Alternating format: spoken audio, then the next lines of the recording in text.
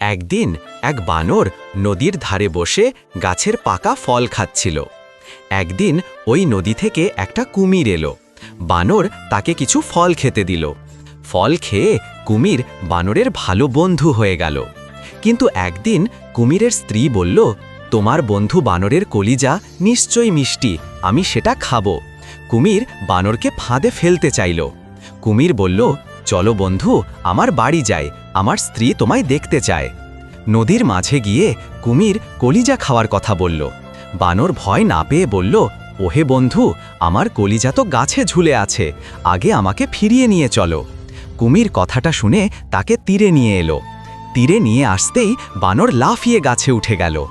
বানর অনেক খুশি হয়ে গেল। তারপরেও বানরটা কান্না করছে, কারণ কেউ ভিডিওটি লাইক এবং চ্যানেলটি সাবস্ক্রাইব করে নিন। সবাই ভিডিওটি লাইক করে চ্যানেলটি সাবস্ক্রাইব করে দাও বন্ধুরা।